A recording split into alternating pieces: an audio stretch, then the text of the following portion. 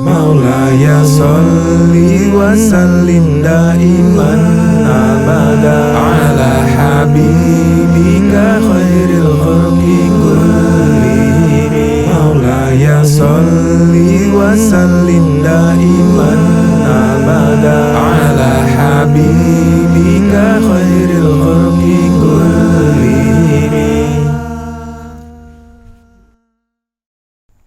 Assalamualaikum warahmatullahi wabarakatuh. Bismillah, alhamdulillah, wassalatu wassalamu ala rasulillah, amma ba'du. Sahabat tasjid yang berbahagia, salam jumpa bersama kami di channel kesayangan kita, Tasjid Channel.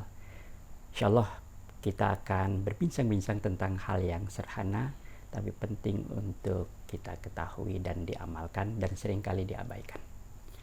Pada kali ini kita akan membicarakan tentang anugerah terbesar di mana kita hidup di akhir zaman. Nah, hidup akhir zaman merupakan anugerah terbesar dari Allah Subhanahu wa taala. Mari kita sapa yang membersamai kita, Ustadz Ahmad Damanhuri. Assalamualaikum Ustadz. Waalaikumsalam warahmatullahi wabarakatuh. Alhamdulillah sehat ya hari ini ya. Saya selalu berdoa mudah-mudahan Ustadz panjang umur, sehat dan terus ilmunya bertambah sehingga bisa mencerahkan bagi kita semua nih pendengar dan penonton Tasjid Channel. Ustadz, insyaallah hari ini kita akan bicara tentang anugerah terbesar sebagai umat yang hidup di akhir zaman atau manusia yang hidup di akhir zaman. Nah, bentuk terbesar dari keistimewaan manusia akhir zaman itu seperti apa, Ustaz? Silakan.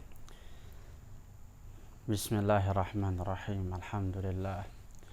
Allazi tawadu'a kullu syai'in 'azamatihi walhamdulillahillazi zalla kullu syai'in li'izzatihi walhamdulillahillazi khada'a kullu syai'in limulkihi walhamdulillahillazi istaslama kullu syai'in liqudratihi walhamdulillahi rabbil alamin. Allahumma salli wa sallim ala nabiyyina Muhammadin wa alihi wa sahbihi ajma'in.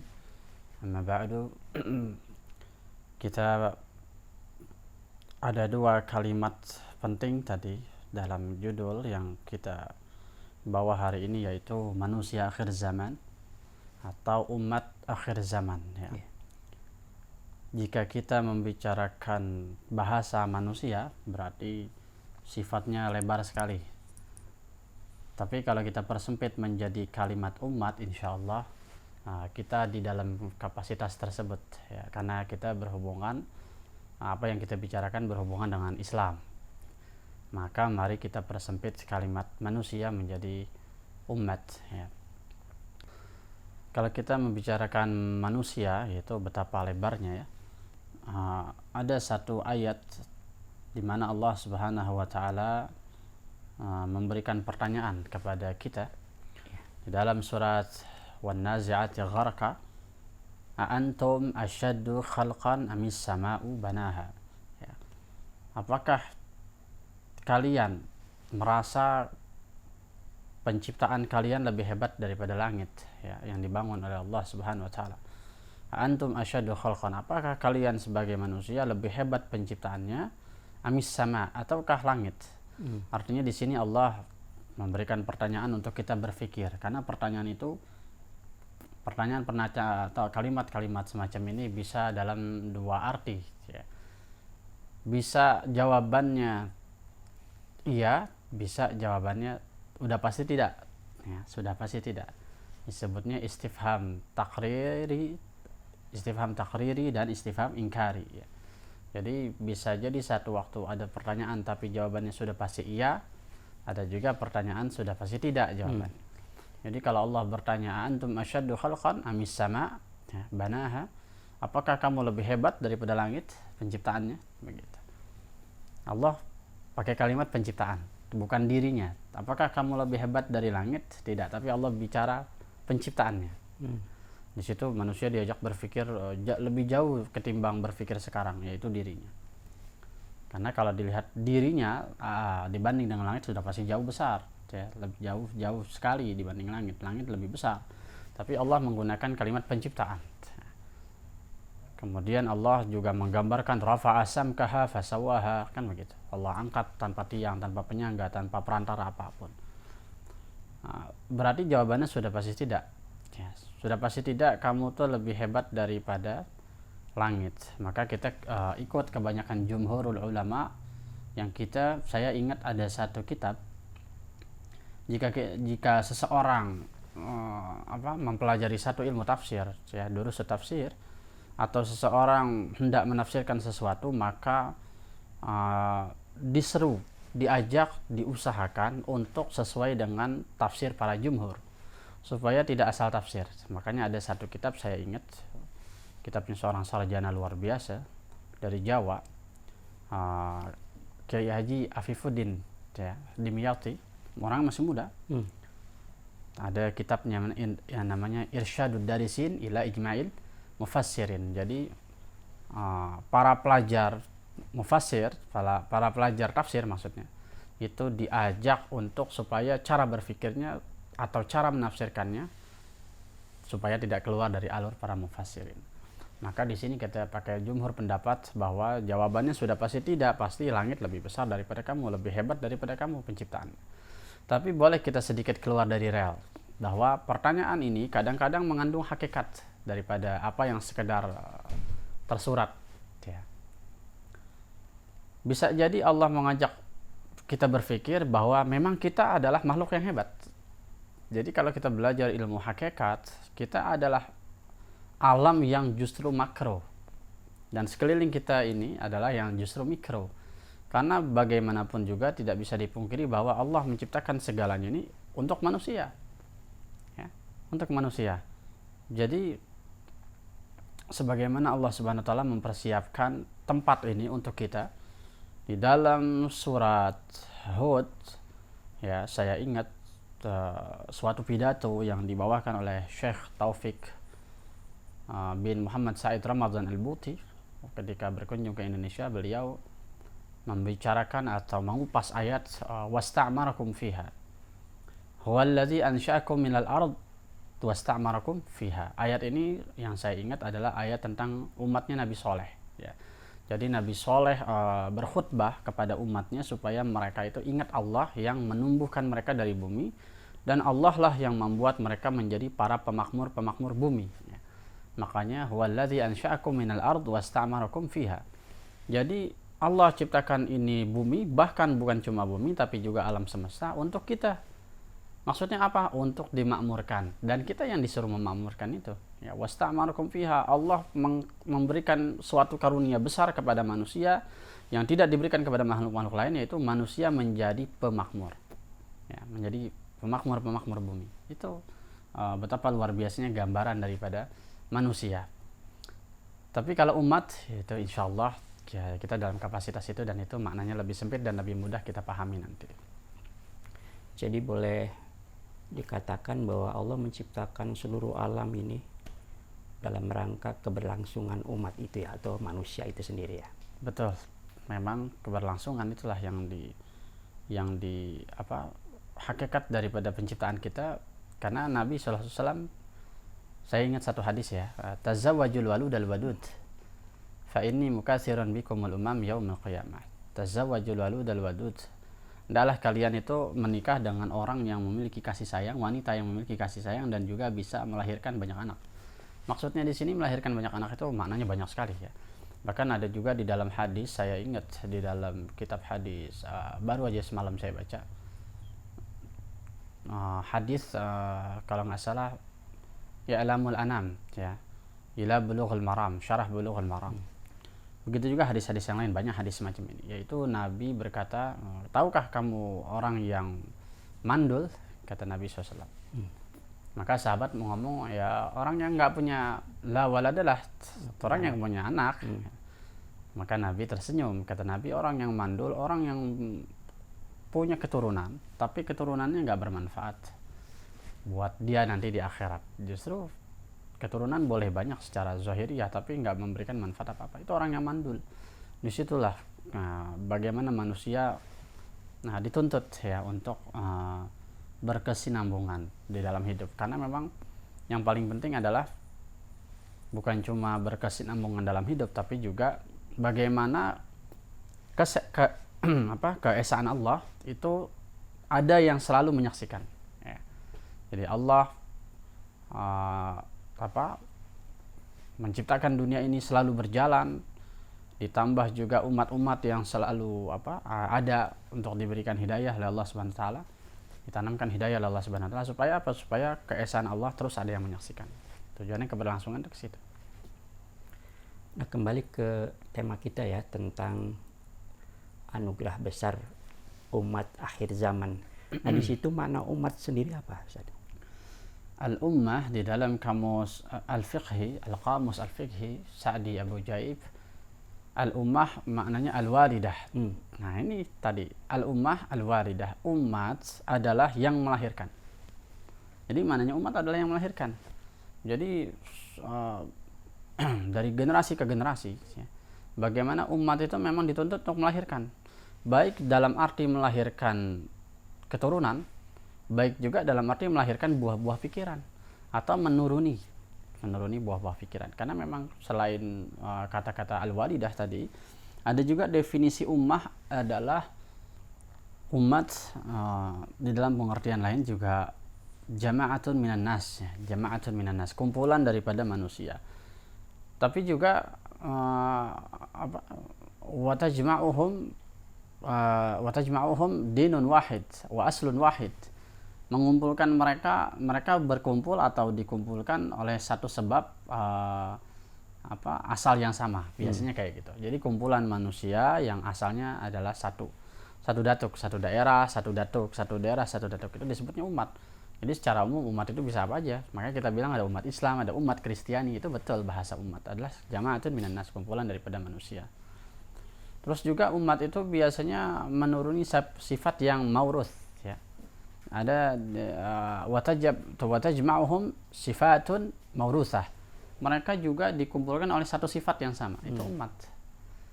Jadi pengertiannya banyak umat. Jadi umat itu gampangnya adalah satu kumpulan, satu kaum. Kaum juga disebut umat juga. Kalau kaum itu kan ada orang-orang yang mendiami. Ya, kalau umat adalah kumpulannya, kalau kaum adalah orang-orang yang mendiami satu desa, atau kaum. Ya, sama bahasanya umat dan kaum. Nah, ini umat akhir zaman. Kenapa kok kita dikatakan sebagai akhir zaman? Apakah memang zaman ini mau berakhir? Umat akhir zaman itu sesuai dengan sabda Rasul SAW. Ya. Kita lihat mengapa kita dikatakan sebagai umat akhir zaman, atau kita yakin bahwa kita adalah umat akhir zaman, dilihat dari tanda-tandanya.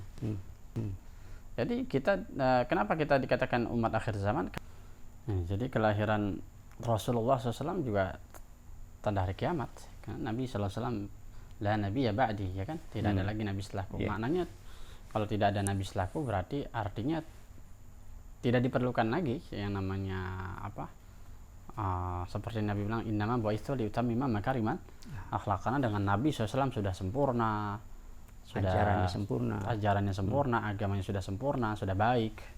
Ya, kita sudah mewarisi peradaban zaman dulu sampai dengan peradaban yang diperbaharui oleh Islam. Itu sudah tanda-tanda akhir zaman. Dan ditambah juga apa yang diucapkan oleh Nabi SAW juga banyak terjadi. Nah, itu udah tanda-tanda akhir zaman. Salah satunya adalah perpecahan umat Islam ila firqatin ila salasatin wa sab'in firqah, ya kan?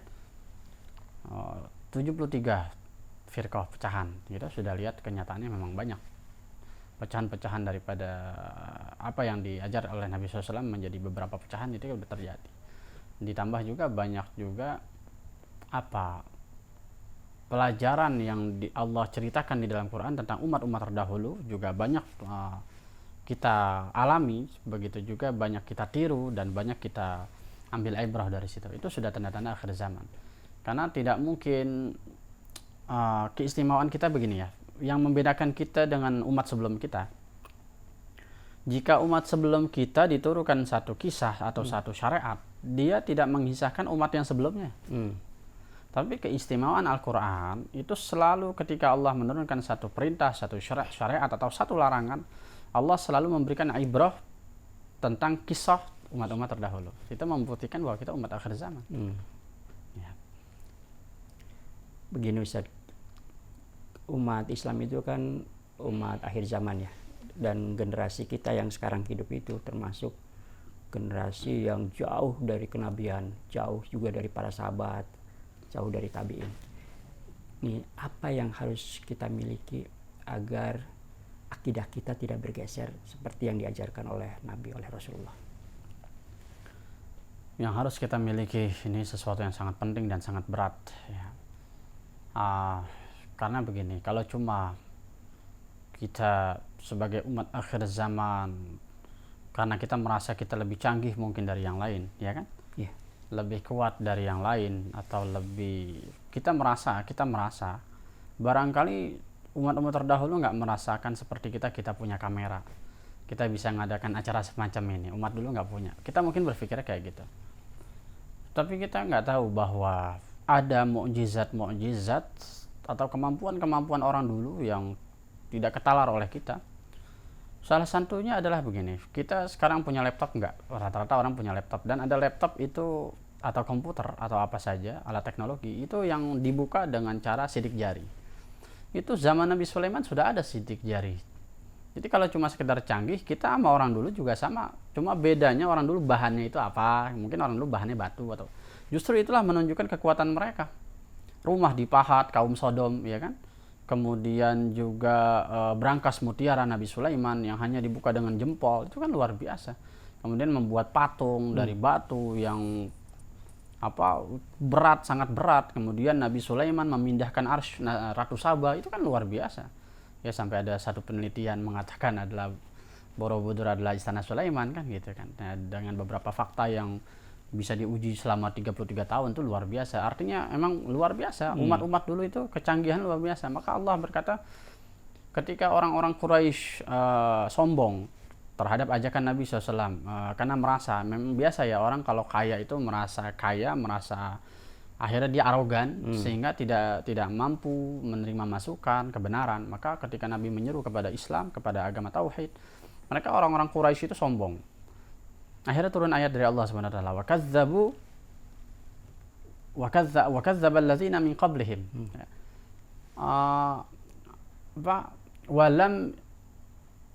Wa kadzdzaba allazina min qablihim wa lam yablugh mi'syara ma atainahum. Jadi orang-orang Quraisy kata Allah mendustakan bukan begitu. Orang-orang terdahulu sebelum orang-orang Quraisy ini, hai Muhammad, juga mendustakan sama kayak mereka gitu maksudnya. Kemudian kata Allah, walam yablugh mi'syara ma atainahum. Tapi orang Quraisy ini yang merasa istighna, merasa sombong terhadap engkau, enggak menerima ajaran kau, itu tidak 1/10 pun didatangkan kekayaan seperti apa yang kami berikan kepada orang-orang terdahulu. Kata Allah, tidak 1/10 pun nyampe. Walam yablugh. Mereka apa yang kami berikan kepada mereka berupa karunia kekayaan, kesehatan, kejayaan umat-umat Quraisy. Mereka tuh jago kandang kalau kata Allah. Ya, itu jago kandang. Mereka sok-sokan itu cuma di Mekah. Mereka nggak tahu dunia luar. Coba mereka ke Palestina, ke Syam, kemana lagi mereka nggak tahu, Amerika atau apalah itu. Mereka nggak tahu Indonesia. Ada negeri di luar mereka, katakanlah kayak gitu kalau bahasa bercanda. Mereka nggak sampai 1/10 pun apa yang kami datangkan kepada umat-umat terdahulu. Umat-umat terdahulu luar biasa. Kita tahu ada Qarun yang kuncinya tidak bisa dibawa oleh 60, ya kan? Yang 60 ulu usbah. Apa tuh? Usbah itu orang-orang yang kuat. 60 orang kuat tidak mampu membawa kuncinya Qarun. Itu kan betapa besarnya perbendaharaan Qarun. Itulah kalau cuma sekedar canggih ya umat-umat terdahulu juga canggih, cuma beda alatnya aja. Kita mungkin merasa kayak gitu. Nah, ini sesuatu yang sulit yang kita pahami. Lalu bekalnya apa dong supaya kita ini akidahnya itu nggak bergeser. Akidahnya nggak bergeser. Karena kalau akidah kita bergeser, maka nasib kita akan sama seperti umat-umat terdahulu, binasa, ya kan? Wa kadzdzabal ladzina min qablihim, itu semua hakikatnya akan binasa. Maka saya ingat satu qaul ulama-ulama Suriah atau ulama-ulama Yaman, para keturunan-keturunan Rasulullah, selalu kalau mengajarkan ilmu, yang saya ingat itu ada salasa maqasid salas al-maqasid salas atau salasa maqasid. Apa itu maqasid salas? Yaitu tujuan kita hidup atau apa yang harus kita pegang di dalam hidup ini, ya. Itu cuma 3 poinnya, nggak banyak, cuma 3. Pertama, apa itu maqasid yang pertama? Yang pertama adalah ilmu. Maka orang harus punya ilmu, ya. Ilmu pengetahuan apa aja? Ilmu yang bisa menunjang dunia dan akhirat, ya. Kalau memang orang itu membutuhkan untuk keperluan dunia, maka dia harus bekerja, dia harus tahu cara bekerja. Jangan sampai dia jadi sampah masyarakat.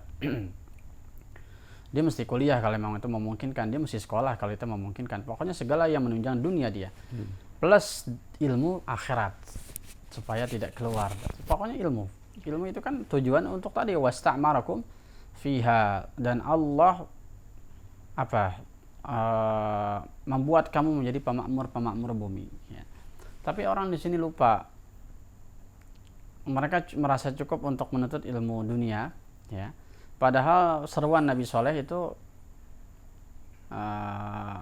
ya qaumi i'budullaha, wahai kaumku, kata Nabi Soleh, ayatnya sebelum ayat wasta'marakum fiha tadi, maksudnya sebelum kata wasta'marakum fiha, kata Nabi Soleh, ya qaumi i'budullaha, atau ya qaumi i'budu rabbakum, wahai kaumku, sembahlah Tuhan kalian, ya. Huwallazi ansha'akum minal ard wasta'marakum fiha. Baru ayatnya di situ. Jadi kalau kamu ini sadari sebagai manusia diberi kemampuan untuk memakmurkan bumi, kamu juga harus sadari ada zat yang harus kamu sembah, yang harus kamu esakan itu, ya. Jadi kebanyakan orang itu tidak merasa memiliki kesadaran untuk menjaga bumi, kesadaran untuk melestarikan alam semesta, ya kan, kesadaran untuk menjaga alam, sehingga banyak sekarang kita saksikan para pecinta alam. Kalau pecinta alam, orang-orang yang luar kita banyak sekali yang mencintai alam, yang mencintai ikan hiu, ya kan, penangkaran ini, penangkaran itu, yang sayang kepada samudra Atlantik dan lain sebagainya, kepada gunung es dan lain banyak. Tapi bagaimana supaya kita nggak cuma memakmurkan bumi, tapi juga kita mentauhidkan Allah. Karena kalau cuma memakmurkan bumi, apa saja ilmu yang kita pelajari, pada hakikatnya satu waktu akan jadi kehancuran. Satu bangsa merasa maju, dua-duanya merasa maju, akhirnya ada timbul persaingan sehingga saling menghancurkan.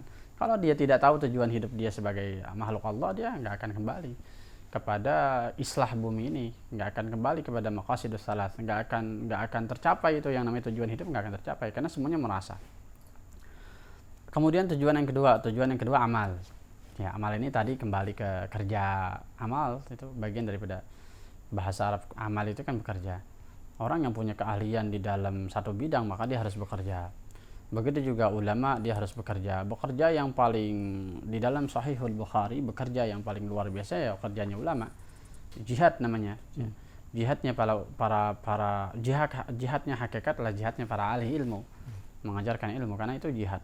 Tanpa adanya ahli ilmu mengajarkan ilmu, maka dunia ini akan seperti binatang, manusia akan seperti binatang, dunia akan hancur. Dan itu amal, ya.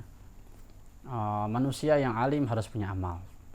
Kemudian supaya ilmunya berkah, dia juga harus beramal. Supaya dia tidak sia-sia, tidak menjadi orang yang khasirin, dia harus beramal. Pokoknya amal, ya. Illal ladzina amanu wa amilus shalihat. Amanu bagian daripada ilmu, amilus shalihat bagian daripada amal. Kemudian yang ketiga yang penting dan sangat-sangat penting adalah tazkiyah, ya. Tazkiyah ini biasanya orang-orang dulu mengatakan sebagai tazkiyatun nafas, pensucian jiwa. Ini juga penting, ya kan. Tanpa ada pensucian jiwa maka akan terjadi hasud, akan terjadi iri, dengki, kemudian akan saling menjatuhkan, saling menghancurkan. Itu tujuan, itu aja bekalnya, 3 itu tapi berat.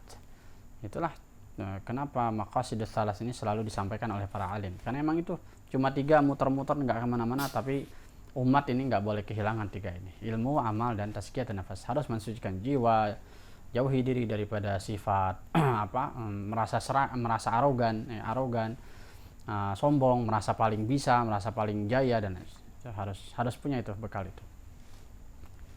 Nah, yang kita sedang perbincangkan itu kan tentang anugerah terbesar ya umat zaman sekarang nih. Bentuk anugerahnya itu seperti apa?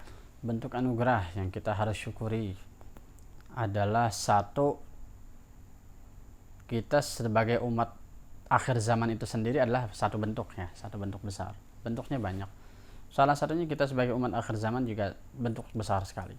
Karena kita tidak minta lahir di zaman apa dan zaman apa. Sekarang begini, secara logis ya. Kita mengatakan begini, saya nggak ketemu Nabi Muhammad SAW. Kalau seandainya saya ketemu, betapa indahnya dunia ini jika saya bisa langsung menyaksikan Nabi Muhammad. Bentuk anugerah yang paling besar yang harus kita syukuri. Pertama, ya kita hidup di zaman sekarang ini.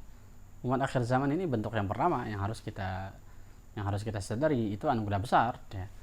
Kita kadang berpikir begini, betapa mulianya Rasulullah, betapa indahnya Rasulullah, sifat-sifat Rasulullah. Seandainya saya ada di zaman Rasulullah, betapa indahnya bisa bertemu dengan Rasulullah. Kita kadang-kadang sering lupa ngomong kayak gitu. Kita hidup di dunia ini sekarang ini itu udah anugerah dari Allah, dan Allah Maha tahu. Bisa jadi kita hidup di zaman Rasulullah, kita menjadi orang yang nimpukin Rasulullah pakai batu kan begitu. Banyak orang nggak sadar ngomong kayak gitu ya. Dia hidup di zaman sekarang ini tersambung dengan Rasulullah, itu adalah anugerah terbesar yang nggak bisa dibeli. Hidayah adalah sesuatu yang nggak bisa dibeli. Apa yang kita pelajari dari para ulama semuanya tersambung kepada Rasulullah SAW. Itu anugerah terbesar yang orang lupa syukuri ya. Jadi generasi muda kehilangan selera untuk ngaji, kehilangan selera untuk mengkaji karya-karya ulama dalam hal fikih, dalam hal tazkiyatun nafas, mensucikan jiwa, dalam hal tauhid. Kenapa anak-anak muda kehilangan selera? Karena dia lupa bersyukur bahwa dia adalah manusia yang disetting, ditakdirkan oleh Allah menjadi manusia akhir zaman, tersambung kepada Rasulullah. Dia sudah jadi Islam, itu udah anugerah terbesar. Makanya kita kalau setiap makan selalu diingetin apa kalau makan itu? Alhamdulillahilladzi at'amana wa saqana wa ja'alana minal muslimin. Itu yang penting. Baris ketiga itu yang penting. Wa ja'alana minal muslimin. Itu orang lupa. Makanya selalu setiap makan itu doanya itu. Ya. Wa ja'alana minal muslimin. Kenapa? Kalau nggak muslim kamu nggak doanya nggak kayak gitu kan begitu. Jadi nikmat yang terbesar adalah kita tersambung dengan Rasul SAW. Hidup di akhir zaman tidak melihat Rasul, tapi kita tersambung dengan Rasul. Orang yang disumpahi oleh Rasul sebagai kekasih Rasul SAW. Itu yang orang lupa syukuri. Sehingga kehilangan selera untuk mengkaji karya-karya ulama. Cara bersyukurnya itu dengan mengkaji karya mereka, mencari apa yang menjadi darurah di dalam ilmu fikih, di dalam ilmu tauhid, di dalam ilmu tazkiyatun nafas. Itu yang harus dibangkitkan ya. Supaya kita bersambung, usia kita bertambah, menjadi pemakmur bumi, tapi tauhid kita tidak lepas, dan kita menjadi orang yang dikatakan oleh Allah wa takunu syuhada 'alan nas. Kita bersaksi atas manusia karena kita memiliki ilmu keesaan tentang Allah Subhanahu wa taala. Menjadikan kita berbeda dengan manusia-manusia yang lain. Nah, dengan semua kenikmatan yang diberikan sama Allah terhadap kita itu, tentu saat kita bersyukur nggak cukup ya alhamdulillah saja. Perlu bukti, perlu action atau aktivitas apa. Bagaimana cara bersyukur menikmati anugerah-anugerah yang besar itu? Selain tadi yang disebutkan, mungkin ada lagi. Bersyukur ya, kalau yang saya rasakan sebagai Allah sudah memberikan kepada kita, kepada saya ya maksudnya, kemampuan untuk ya walaupun versi kecil ya, tidak versi besar, mengkaji karya-karya ulama, maka kita harus atur waktu untuk menyempatkan diri mengkaji. Kemudian kita gunakan badan kita, segenap pikiran kita, sebagaimana para ulama mereka berijtihad ya. Kalau ulama-ulama besar mereka memiliki kemampuan berijtihad. Apa itu ijtihad? Bazlul istita'ah, yaitu mengerahkan segenap kemampuan untuk keberlangsungan umat ini ya. Mengerahkan segenap kemampuan untuk maslahat, mengerahkan segenap kemampuan untuk menjaga apa yang sudah digariskan oleh Islam, oleh Rasul SAW. Sehingga ulama itu bagaimana mereka membuat karya-karya besar supaya kita kaji. Maka cara bersyukurnya itu ya kita harus memiliki waktu, himmah, semangat mengkaji karya ulama. Kita harus mengatur waktu, harus punya selera terhadap Islam. Fahim taraban kama hamat wa illa fa innaka fi tariqil hubbi kadzib. Ya. Kalau kamu mengaku cinta kepada Rasul SAW, mengaku cinta kepada Allah Subhanahu wa taala, hendaklah kamu memiliki selera, memiliki semangat, atau kamu harus memiliki kegundahan sebagaimana seleranya, semangatnya, kegundahannya para ulama. Apa sih yang digundahin oleh para ulama? Ya umat ini. Apa sih yang diselerakan oleh para ulama? Ya mengkaji ilmu. Apa sih yang menjadi semangatnya ulama? Ya menebarkan hikmah. Ya, itu taraban, harus dengan sukarela. Kamu kalau nggak punya selera seperti para ulama, fa innaka fi tariqil hubbi kadzib. Cintamu itu kepada Allah, cintamu kepada Nabi itu bohong. Jelas. Ya. Maka nggak cukup hanya mengatakan alhamdulillah, alhamdulillah. Maka ada kiai Jawa mengatakan begini. Kalau kita ngucapin alhamdulillah, tapi kita nggak bersyukur dengan perbuatan, sama aja begini. Kita dikasih baju, makasih ya bajunya, tapi bajunya tiba-tiba dijadikan keset. Kira-kira yang ngasih marah atau senang, kan begitu. Jadi kita ucapan alhamdulillah, tapi badan kita gunakan untuk menentang Allah, ya. Melenceng dari ajaran, itu sama aja seperti itu. Maka kira-kira Allah senang atau marah, ya.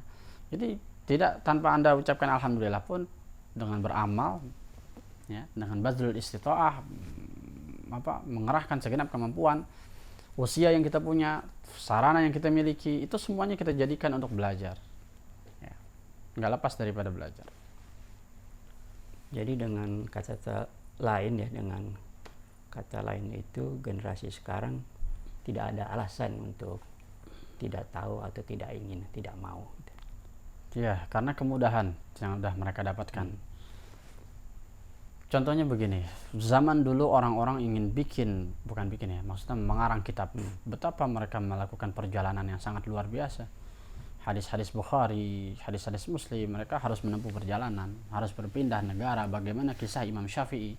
Imam Syafi'i berapa negara dia pindah, ya kan? Mekah, Madinah, dari awal dari lahir Palestina, Mekah, Madinah, Irak, Baghdad, kemudian sampai ke Mesir. Sehingga mazhabnya menjadi sangat lebar. Begitu juga imam-imam yang lain, guru-guru beliau. Begitu juga para masyayikh, para guru-guru kita, perjalanannya mereka luar biasa, memiliki karya yang luar biasa. Kita sekarang nggak sulit untuk mengkaji kitab-kitab mereka. Sudah ada bentuk yang lebih kecil, yang lebih ringan, yang nggak perlu dibawa-bawa berjilid-jilid. Bentuknya sudah PDF, sudah seukuran telapak tangan, kan begitu. Kita bisa kaji itu. Kalau kita nggak bisa, kita nanya atau kita mengaji kepada para ulama. Ya. Dari sekian banyak karya-karya ulama, katakanlah begini, saya ingat ada satu ulama Azhar, ulama besar, Syekh Yusri Rusdi, mengatakan begini, bekal muslimin yang awam, ya bukan yang alim tapi yang awam, cukup 3 aja. 1 untuk fikih, 1 untuk akidah, 1 untuk akhlak, ya. Atau ya akidah, akhlak, fikih, hadis lah katakan.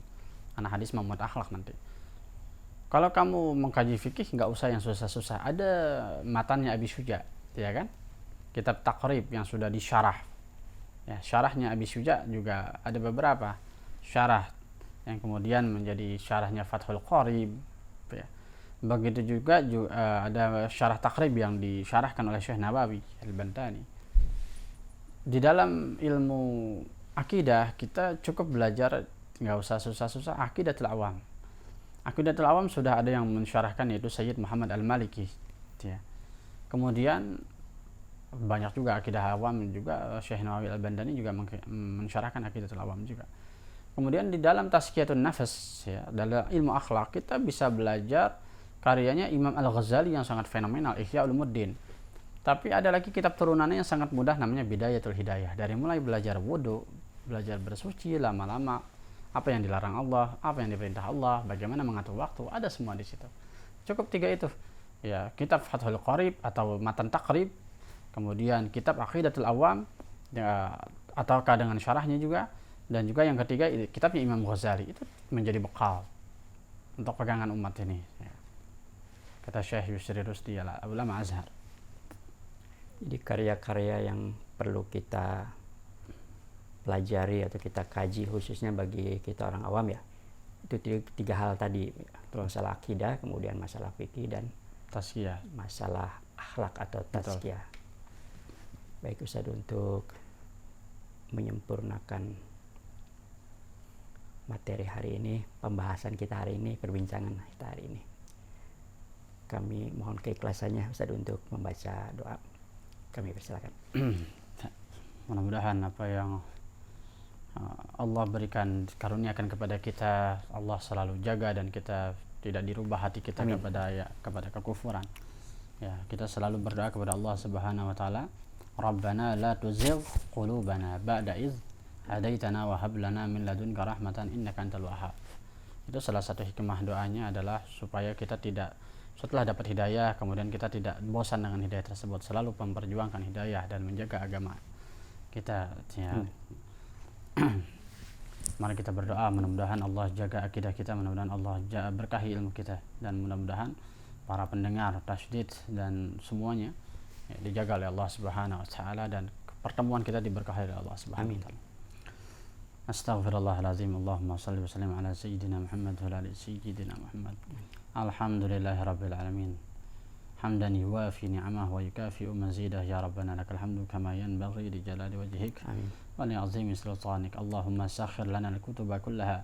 Rabbana taqabbal minna innaka antas sami'ul 'alim, tub 'alaina ya maulana innaka antat tawwabur rahim.